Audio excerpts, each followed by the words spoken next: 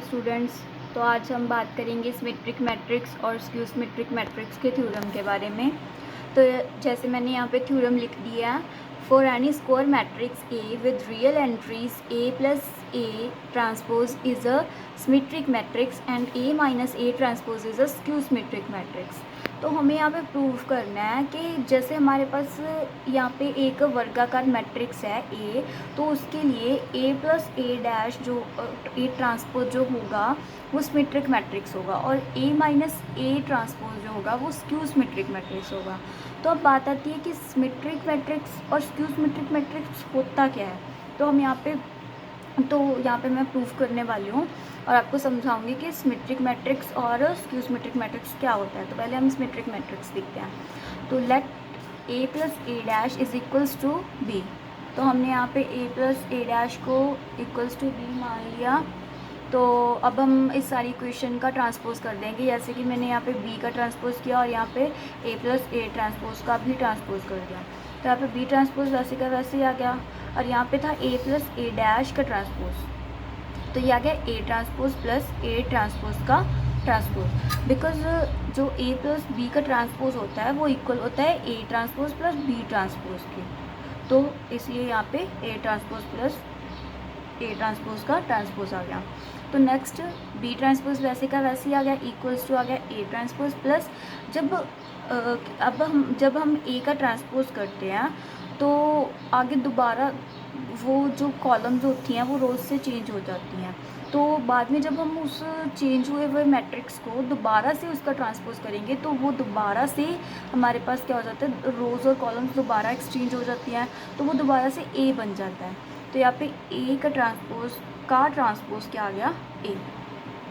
तो B transpose equals to, जब कोई दो वैल्यूज़ एडिशन में होती है तब हम उसे आगे पीछे लिख लें तो उससे कोई फ़र्क नहीं पड़ता। तो हम यहाँ पे ए को हम आगे लिख लेंगे और ए ट्रांसपोज को पीछे।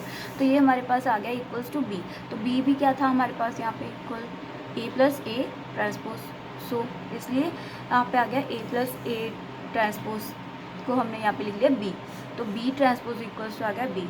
जब किसी भी जब कभी टू मैट्रिक्स के बीच में, मतलब जब ये वाला रिलेशन होता है, मींस जब कोई भी मैट्रिक्स अपने ही ट्रांसपोज के इक्वल होता है तो हम उसे बोलते हैं सिमेट्रिक मैट्रिक्स। तो यहाँ पे बी इज इक्वल्स टू आ गया A plus A dash is a symmetric matrix. तो अब हम बात करेंगे स्क्यू सिमेट्रिक मैट्रिक्स के बारे में। तो हमें यहाँ पे प्रूव करना है कि ए माइनस ए ट्रांसपोज जो है वो स्क्यू सिमेट्रिक मैट्रिक्स है। तो हम यहाँ पे ए माइनस ए ट्रांसपोज को इक्वल ले लेंगे सी के, तो सी इक्वल आ गया ए माइनस ए ट्रांसपोज। तो अब हम इस सारी इक्वेशन का ट्रांसपोज कर देंगे। तो यहाँ पे मैंने यहाँ पे सी का ट्रांसपोज किया है और equals to A minus A transpose का भी ट्रांसपोज कर दिया। तो यहाँ पे सी ट्रांसपोज वैसे का वैसे ही आ गया, equals to A transpose minus A transpose का ट्रांसपोज। मीन्स जब ए माइनस बी का ट्रांसपोज होता है तो वो इक्वल होता है A transpose minus B transpose, पहले की तरह। और यहाँ पे सी का ट्रांसपोज वैसे का वैसे ही आ गया, इक्वल्स टू ए का ट्रांसपोज माइनस ए। मीन्स ए का ट्रांसपोज का जब हम ट्रांसपोज करते तो वो ए आता है। सी का ट्रांसपोज इक्वल्स टू आ गया, यहाँ पे हमने वैसे मैंने जैसे पहले बताया था प्लस माइनस में कोई फ़र्क नहीं पड़ता आगे पीछे। तो यहाँ पे हमने माइनस ए को आगे कर लिया और प्लस ए ट्रांसपोज को पीछे कर दिया। तो यहाँ पे अब हम जब इससे माइनस कॉमन निकालेंगे तो ये बन जाएगा ए माइनस ए ट्रांसपोज। मीन्स जो हमारे पास स्टार्टिंग में ए माइनस ए ट्रांसपोज था वो आ जाएगा, इसलिए हमने यहाँ पे माइनस कॉमन निकाल लिया। तो सी ट्रांसपोज इक्वल्स टू आ गया माइनस वैसे का वैसे। और जब हम जैसे मैंने बताया कि ए माइनस ए ट्रांसपोज हमारे पास वहाँ पे सी के इक्वल था, तो इसलिए यहाँ पे आ गया माइनस सी। तो सी ट्रांसपोज इक्वल्स टू आ गया माइनस सी।